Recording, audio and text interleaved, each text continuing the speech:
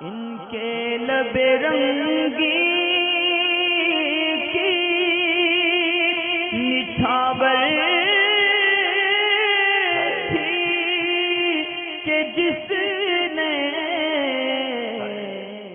سوال ہے حضور علیہ السلام کے والدین کے متعلق کہ حضور علیہ السلام کے والدین مسلمان تھے، یعنی کہ بعض وہابی ان سے کہتے ہیں کہ حضور علیہ السلام کے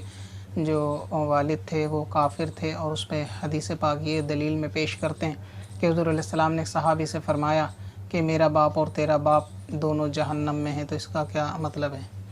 دیکھیں، سب سے پہلے میں عرض کروں کہ وہابی ابن ابلیس کی اولاً تو باتیں آپ کو سننے کی حاجت ہی نہیں ہے،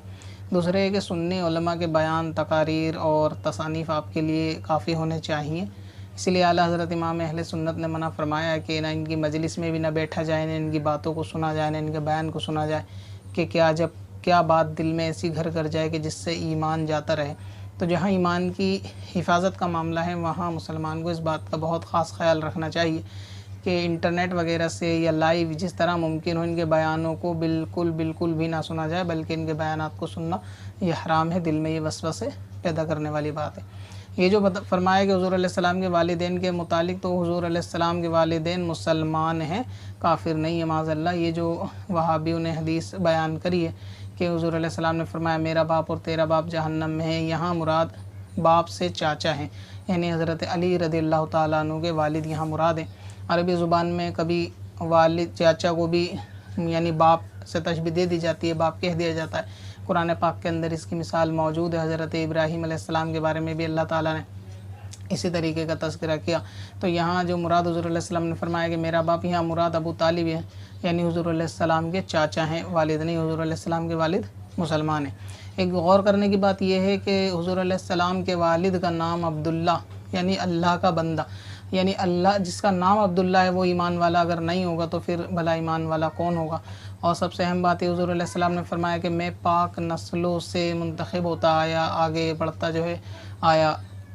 پاک نسلوں سے۔ تو اس کا مطلب یہ ہے کہ آدم علیہ السلام سے لے کر حضور علیہ السلام جتنے بھی پشتوں میں یعنی آگے بڑھتا ہے وہ سب پاک نسلیں تھیں، اس کے اندر کفر شرک کا اس طریقے کا کوئی اندیشہ نہیں تھا۔ اور ایک غور کرنے کا مقام یہ ہے کہ آپ اس بات پہ غور فرمائیں کہ خود حضور علیہ السلام جو ساری امت کو بخشوا کر یعنی جنت میں لے کے جائیں گے، جہنم جن لوگوں پر واجب ہو چکی ہوگی ان تک کو، یہاں تک کہ جن کو جہنم میں پھینک دیا گیا ہوگا ان کو دوزخ سے نکال کر، یعنی پھینکے ہوئے کو نکال کر دوزخ سے اور جنت کی طرف ان کو لے کے جائیں گے۔ تو ایسے پیارے مصطفیٰ صلی اللہ تعالیٰ علیہ وسلم کہ جو پوری امت کی بخشش کروائیں، مغفرت کروائیں، پوری امت کو دوزخ سے نکال کر جنت کی طرف لے جائیں، ان کے خود کے والد اگر جہنم میں ہوں گے یعنی مومن نہ ہوں گے، اور تمام جو ہے آخرت کی عمر اگر جہنم میں ہوں گے، تو بھلا یہ تو ایک طریقے سے ان کی ذات کے اوپر عیب ہی سا لگ رہا ہے کہ مطلب جو پوری امت کو بخشوائیں اور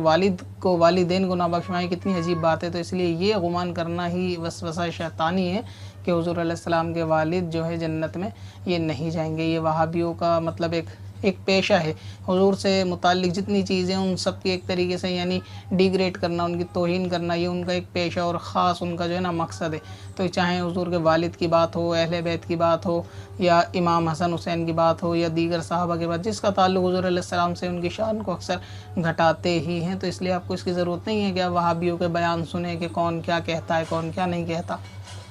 آپ صرف سنی علماء ہی کے بیان سے انہی کی تصانیف کو پڑھیں اور انہی کی باتوں کو اور یعنی دھیان دیں اور اس کے اوپر عمل کریں۔ پتھر میں حسن لالے پرنوار